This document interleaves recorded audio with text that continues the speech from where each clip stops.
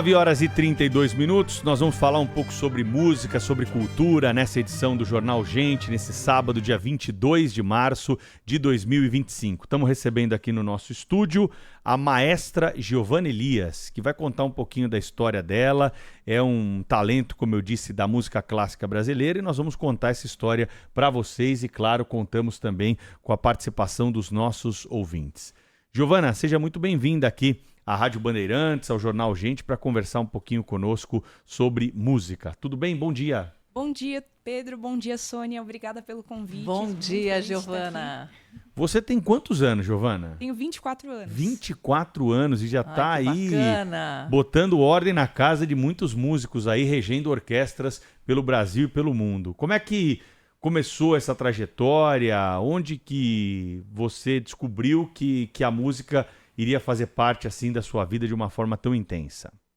Bom, acho que a música, assim, ela começa com um sonho, assim, com o sonho de você fazer aquela arte maravilhosa, com o sonho de ouvir melodias e notas tão bonitas. Então, surgiu quando eu tinha 4 anos de idade, na verdade, esse sonho de ser pianista, de ser maestra, quem sabe um dia, vendo na TV Cultura, vendo concertos, assim, e daí isso ficou na minha cabeça ao longo da vida. Na adolescência eu fui estudar mais a fundo música, fui me especializar mais, fazer cursos, e depois ingressei no bacharelado em música na USP. Então foi assim que começou. Nossa, que bacana isso, Giovana. Eu um orgulho por 2 motivos. Quer dizer, além de jovem, você é uma mulher jovem e brasileira. Então eu queria que você contasse quais foram os seus principais desafios para você chegar no topo de uma orquestra com tão pouca idade e num país como o Brasil, que tem, na minha opinião, um dos melhores músicos do mundo, mas falta mais divulgação. Bom, tem muitos desafios. A própria música em si, ela é um grande desafio, né? De você fazer a análise harmônica, percepção rítmica, melódica, né? Então, ela por si só já é, acho que, o maior dos desafios, né? E você desenvolver um refinamento expressivo, interpretativo, é um estudo contínuo, assim, da vida inteira. Não existe, vou estudar música durante tantos anos. Não, se você entra pra música, é um estudo que você vai levar pra sua vida inteira, porque ele exige muita rotina, muita disciplina, né? Então, esses são grandes desafios que a gente busca vencer a cada dia para continuar em busca dos nossos sonhos, dos nossos objetivos. Mas, sendo mulher, bom, esse desafio, no caso, é igual tanto para homens quanto para mulheres, mas, sendo mulher especificamente, eu sinto que existe um desafio grande da gente provar a nossa capacidade, de que a gente está lá e a gente não é só uma aparência, a gente também tem uma essência musical que independe da pessoa ser homem ou mulher, né? É uma condição do ser humano, que, na verdade, a música ela é uma condição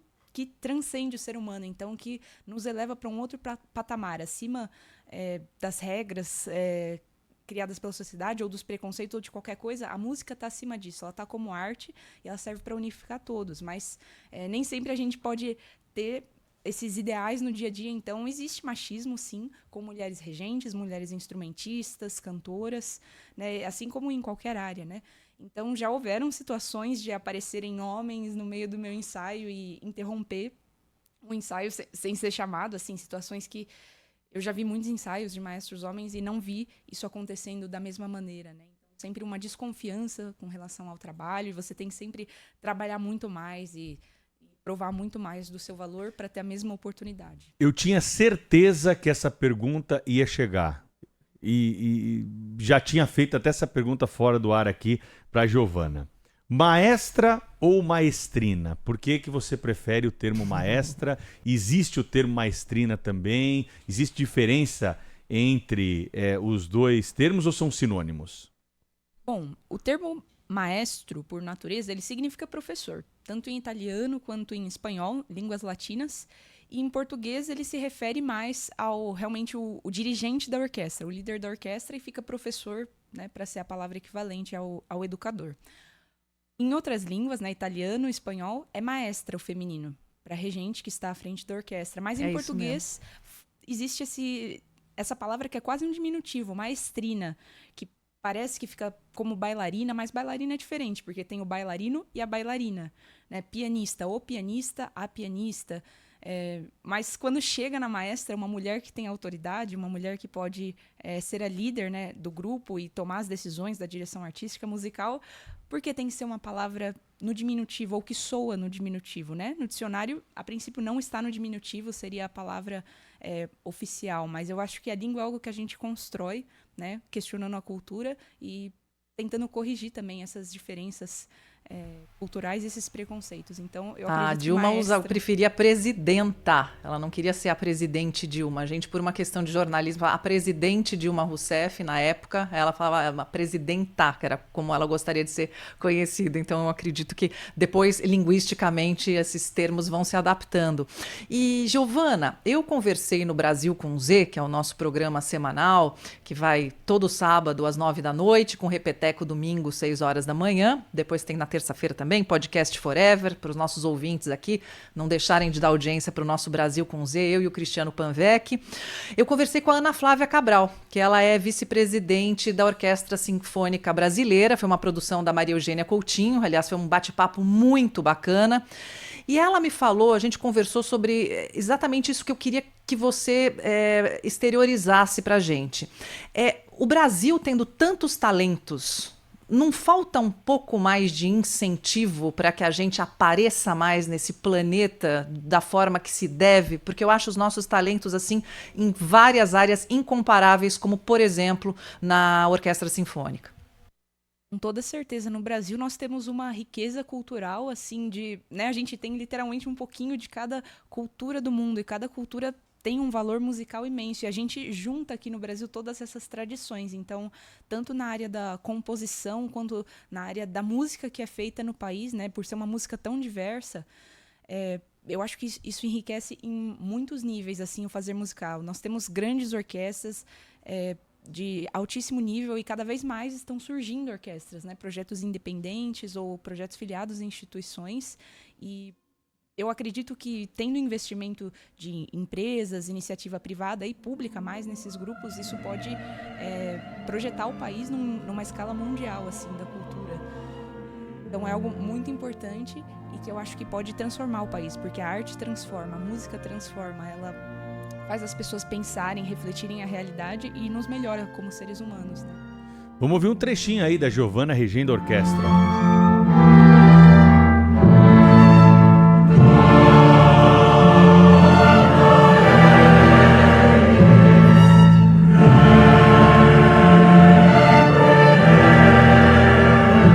Essa aí, Giovana, conta pra gente.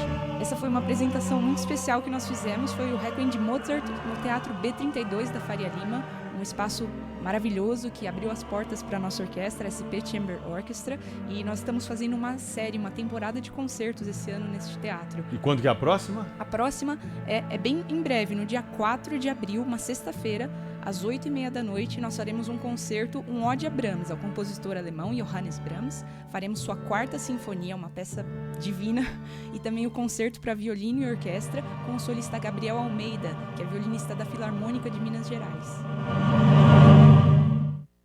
Muito bem. Ai, Giovana, conta pra linda, gente né? também, assim, você tem pouca idade perante os músicos da orquestra e a gente tende a imaginar, né, que o maestro tem que ter uma experiência maior e tal. Como que é para você estar nessa posição diante de músicos que poderiam ter a idade dos seus pais, dos seus avós até, esse choque de gerações, ele, para você, ele é absolutamente normal, faz parte também, tem outros maestros jovens, maestras jovens também que vão chegar a essa posição, ou é algo realmente muito especial isso que você está vivendo? Bom, eu considero algo muito especial, porque é algo que me faz muito feliz, muito realizada, e é um privilégio tá podendo fazer música junto, né? Eu acho que mais do que o maestro como uma figura que impõe sobre músicos mais velhos ou mais novos, ele tá construindo junto, então ele tem um papel de líder, mas para unificar o fazer musical. E eu acho que eu tô nessa posição porque eu batalhei muito, assim, estudando muito, muitas horas por dia, todos os dias da semana, sei lá, 12 horas por dia estudando piano, regência, percepção, repertório, indo a concertos, ouvindo gravações, fazendo aulas, masterclasses. Então, assim, eu dediquei minha vida por um período muito grande. Inclusive, quase não tive vida social só para estudar, porque é o que eu realmente amo e me dedico a fazer. Então, isso também acelera um pouco o processo, né? A quantidade de horas que você consegue cumprir, isso vai acelerar também o seu processo de aprendizado, né? Tudo depende do quanto de horas você se dedica por dia para coisa. A sua carreira é linda, é maravilhosa. E aí você me lembra aqui o querido maestro João Carlos Martins, que pianista, maestro, depois ficou um projeto exatamente para resgatar jovens para a música. Você pensa, Giovana, no futuro em algum tipo de projeto para que mais jovens se encantem com a música, que tenha mais incentivo? Você tem planos nesse sentido? Tenho sim, na verdade já estamos desenvolvendo um projeto que é a SP Chamber Orchestra, que é uma orquestra que eu fundei com jovens músicos estudantes do bacharelado em instrumento na USP, Unesp, Unicamp, alguns da EMESP, Escola Municipal, e nós estamos ajudando esses jovens a se profissionalizar através da orquestra. Então nós estamos dando oportunidades a eles de tocarem repertório, que muitas vezes é pedido em audições de orquestras profissionais e semiprofissionais, oportunidade de fazer concertos e ampliar realmente a gama de repertório, ganhar experiência na área. E nós somos um projeto independente, então nós estamos buscando apoio e patrocínio para o projeto, mas mesmo ainda sem apoio, ele já está mudando a vida de muitas pessoas que tocaram pela primeira vez numa orquestra ou pela segunda conosco e passaram então em orquestras profissionais, estão se desenvolvendo. A própria SP Chamber Orchestra me ajudou muito pessoalmente no meu desenvolvimento e aprendizado como regente, e para conquistar também outras oportunidades profissionais. O maestro precisa conhecer todos os instrumentos musicais e saber executá-los também, ou ele precisa ter uma noção mais geral ali da música que será executada? Como que é esse trabalho? Bom, o maestro ele precisa ser um instrumentista ou cantor, né? Ter um instrumento que ele domine 100%. O teu qual é? O meu é piano. Piano. E, então o maestro precisa ter o seu instrumento, mas ele precisa aprender a orquestração, que seria o estudo dos instrumentos orquestrais, de como se escreve para cada instrumento, como faz o approach, como você chega para corrigir os eventuais problemas que surjam durante o ensaio, que essa é a função do regente, é tentar corrigir para criar o melhor resultado sonoro possível, unificar a orquestra. Então ele precisa ter um conhecimento específico muito grande dos instrumentos, mas não necessariamente tocar todos os instrumentos, até porque se ele for estudar todos os instrumentos, o regente não vai conseguir se especializar com profundidade no repertório de um. Então, tendo um ou dois instrumentos que você se especializa, é bom. E sempre bom é cantar, assim, independente do seu instrumento, cantar desenvolve uma musicalidade muito grande. Ai, que legal. Seja você violinista, clarinetista, regente, cantar te ensina a frasear melhor na música. Ô maestra, existe aí uma máxima, diz que quem é, por exemplo, uma veterana como eu, se eu quiser aprender algum instrumento, enfim, ser regida por você. Existe limite de idade? Eu teria que ter começado mais cedo? Ou o veterano também pode se aventurar a amar a música e praticar a música? Tudo é possível. O que importa é fazer a música, assim, porque a música ela transforma a gente. Eu acredito que todo mundo deveria fazer música, mesmo quem não queira seguir um caminho profissional. É possível, assim, independente da idade que você começa, tudo diz a sua dedicação. Então, eu conheço muitos casos de pessoas que começaram cedo, tiveram toda a estrutura, mas acabaram não desenvolvendo uma carreira, e outras pessoas que começaram mais tarde e com todo o esforço, dedicação, energia que elas colocaram, propósito naquilo, elas conseguiram desenvolver uma carreira muito boa, muito frutífera. Tem pergunta de ouvinte aqui para você, ó. O Eduardo da Praia Grande quer saber qual é a diferença entre filarmônica e orquestra sinfônica. Bom, é um termo, atualmente a diferença é um pouco menor, mas no passado era um termo mais institucional. Então, orquestra sinfônica seria uma orquestra subsidiada pelo Estado e orquestra filarmônica uma orquestra subsidiada pela iniciativa privada. Mas, atualmente, as filarmônicas também são, em parte, subsidiadas pelo Estado e as sinfônicas também por iniciativa privada. Então, antigamente era algo que separava mais economicamente as orquestras, mas atualmente tá quase parecido. A Sônia, aqui de São Paulo, do Ipiranga, ela está perguntando o que você acha da introdução de instrumentos musicais que não estão ligados à música clássica em orquestras, né? Como pandeiro, violão e essa incorporação que é feita hoje à música clássica para tentar é trazer um pouco mais de popularidade aqui, segundo ela, para a música clássica. Como é que você vê essa integração aí de instrumentos? Eu acho maravilhoso. Eu acho que é uma experiência musical riquíssima. Tem que integrar com todos os tipos de instrumentos. Assim, eu sou a favor que integre de diferentes culturas, instrumentos indianos também, que são bem interessantes, ou, né, tudo é possível. Assim, você fazendo um arranjo para orquestra e para esses instrumentos, tudo é possível. Inclusive, Mahler, um compositor bem tradicional, tcheco, que trabalhou na Áustria, foi diretor da Ópera de Viena, ele escreveu a sua 8ª sinfonia, que é a Sinfonia dos Mil, então ele colocou um pouco de tudo na orquestra, inclusive violão. Então, desde daquela época, existia também a ideia de integrar instrumentos diferentes. O próprio Ravel colocou um saxofone na sua peça famosa, o Bolero de Ravel. Então, eu acho que toda a integração é benéfica. Música é música, né? Música é música. E, Giovana, quando você está regendo uma orquestra, eu sempre costumo comparar o regente com aquele tradutor, porque, assim, às vezes você é fluente numa língua, mas você não sabe fazer a tradução simultânea, porque é uma coisa cerebral. Como é que você consegue, como é que você treina o seu cérebro? Eu sei que isso é difícil, é uma coisa muito subjetiva, mas, assim, se você conseguir traduzir em palavras, para ficar prestando atenção em todo mundo, para ouvir todo mundo e conseguir a tal da harmonia, que é aquilo que nós aplaudimos no final. Bom, é um processo, né? Então, toda vez que eu pego uma partitura nova na mão, uma sinfonia nova, então eu estudo, né, todas as notas, faço análise harmônica, toco ela no piano, penso a ideia musical, toco novamente, e depois de fazer minhas marcações, minha análise na partitura, eu vou buscar algumas gravações de referência para ver possibilidades interpretativas que as pessoas fazem, para também criar novas e fazer coisas que as pessoas não fizeram ainda, e para explorar a sonoridade orquestral. Então, esse é um processo que tem a parte individual e também de você ir a concertos, você vai desenvolvendo também esse ouvido. E conforme você estuda percepção musical também, você começa a ampliar mais o ouvido e abrir para isso. Então, você já vai saber que nota que intervalo, que acorde. Então, vai ficando cada vez mais natural, mas o processo é esse. Então, você pega a partitura, aprende tudo que está lá, faz as suas marcações gerais para o momento de condução, né? Porque não dá para marcar tudo que está lá, é muita informação. Então a gente se prepara e vai à frente da orquestra e faz o trabalho. Então você está com a música na sua cabeça, mas você tem que estar também com o ouvido aberto para o que a orquestra vai oferecer, para que você possa ajudá-los caso surja algum tipo de desafio, dificuldade, e também para refinar e ajudar a melhorar e trazer essa ideia que o compositor quer, né? Porque nós somos, de certa forma, advogados do compositor. Nós estamos representando uma ideia, né? A gente nunca está impondo a nossa própria ideia ou a minha interpretação. Não. Estou advogando por Beethoven ou por Tchaikovsky, né? Estamos buscando uma construção musical maior. E você, Pedro, você advogar por Beethoven?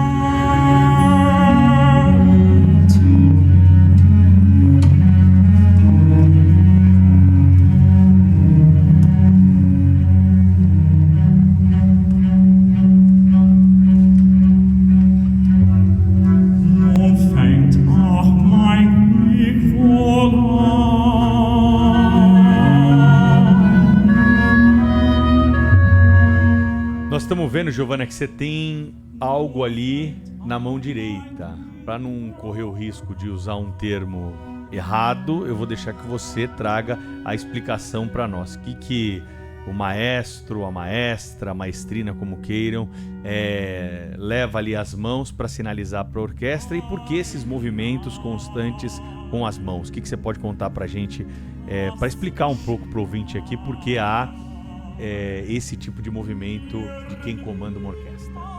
Bom, esse instrumento que parece um palito de churrasco que você está vendo. Eu ia falar uma varinha mágica, é um espeto. Uma varinha mágica. Ele é uma batuta, que a gente chama, inclusive, eu acho que em francês, se eu não me engano, Sônia, acho que é baguette d'orchestre. É isso mesmo. Baguette. A boa e velha batuta.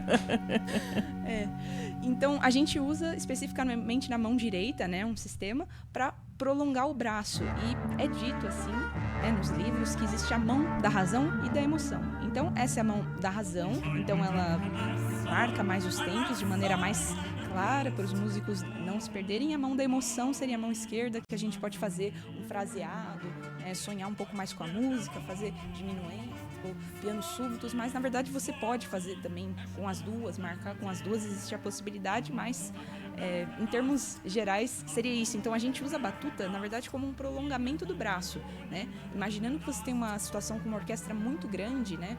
Que daí os músicos realmente precisam ver essa informação que é mais específica do que a informação subjetiva da mão esquerda, então isso ajuda na visualização dos músicos. Se é uma orquestra menor, um ensemble, assim, é super possível você dirigir sem batuta. Também é possível você dirigir uma orquestra sem batuta, mas muitas vezes os músicos vão pedir, falar, maestra, não estou enxergando, por favor, eu queria usar a batuta. Então se tornou uma Giovana, tradição.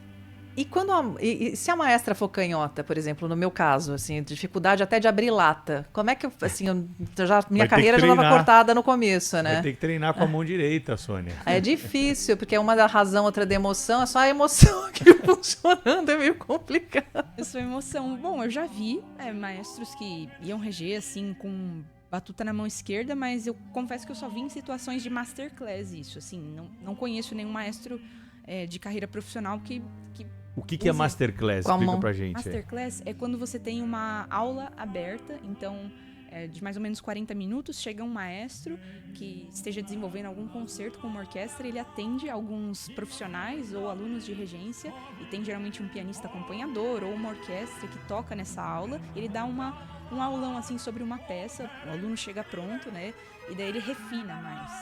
E apresenta ideias criativas e novas. Então, uma aula criativa de refinamento, vamos dizer, uma masterclass. Então, eu já vi alunos regendo com a batuta na mão esquerda, mas eu ainda não vi maestros profissionais, mas pode ser que exista e funciona igualmente, assim, se a orquestra se adaptar, não vejo por que não, é só trocar aqui a ideia e tudo. É que o lado do cérebro é trocado, né? Que é o da razão e da emoção, assim, diz assim a ciência, né? Não sei, eu acho que tudo é uma questão de treino também, porque o músico pode, né? O músico, ele troca as cordas, tá tudo certo quando o instrumento é de corda, né, Giovana? Bom, o violino, o violoncelo, não. Eles têm que realmente aprender a tocar, então, a parte das notas com a mão esquerda e o arco com a mão direita. Às vezes existe alguns violinistas que invertem o instrumento, mas em orquestra, por uma questão espacial até, de caber todo mundo lá e não bater instrumento na cara, é isso. Então segura com a mão esquerda o instrumento, toca as notas, e com a mão direita o arco. Então ficou padronizado assim. Giovana, tem muitas mensagens para você, muita gente gostando da sua história, gostando das suas explicações, muitos elogios. Eu não vou conseguir registrar todos aqui, até porque tá chegando o fim do Jornal Gente, mas tem uma pergunta que foi feita por 2 ouvintes aqui e eu queria te passar. Para ser considerado uma orquestra, quantos instrumentos nós precisamos ter? Qual é a composição mínima para a gente dar o título de orquestra para aqueles músicos? Bom, isso é algo bem relativo e nos dias de hoje é abrangente. Você pode criar uma orquestra de cordas, uma orquestra de percussão, uma orquestra de metais.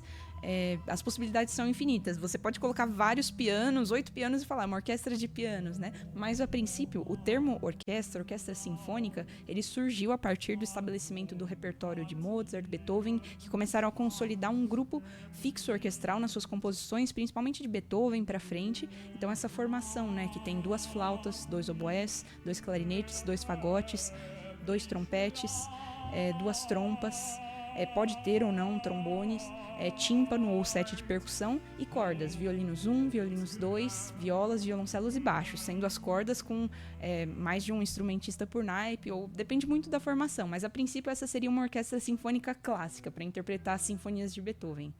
Então a gente costuma usar o termo orquestra para essa formação, mas é possível você diversificar para outros instrumentos e ainda assim chamar de orquestra.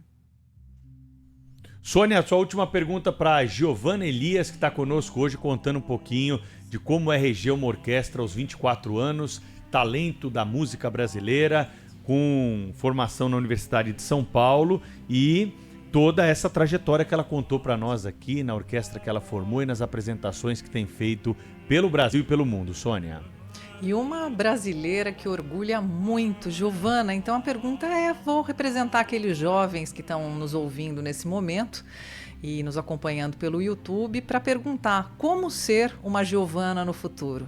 Eu sei que não tem a fórmula mágica, mas algumas 3 dicas já ajudam o pessoal aí.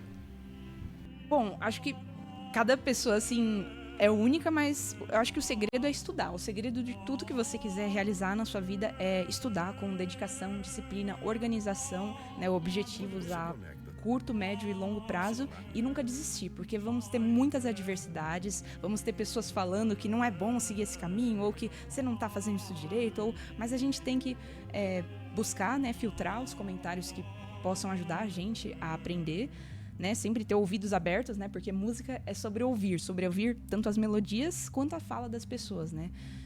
Então, acho que você saber ouvir, mas você saber perseverar, saber seguir com determinação o seu sonho e estar sempre alinhado com os seus princípios. Qual é, dos músicos todos que você estudou, aquele que trouxe mais dificuldade para execução numa orquestra? Olha... O que é difícil, assim, tocar bem, sair com a sensação de que foi feito aquilo que foi o alvo principal da composição?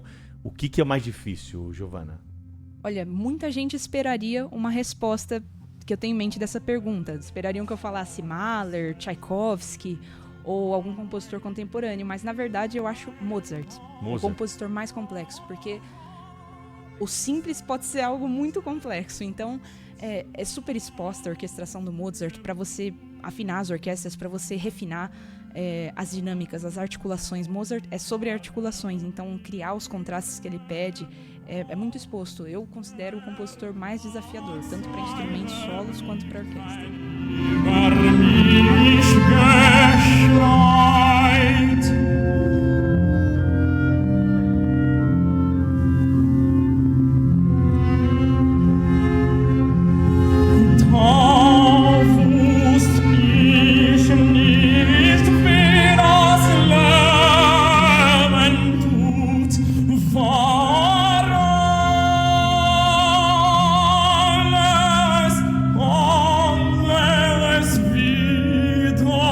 Tá com vocês nessa aí?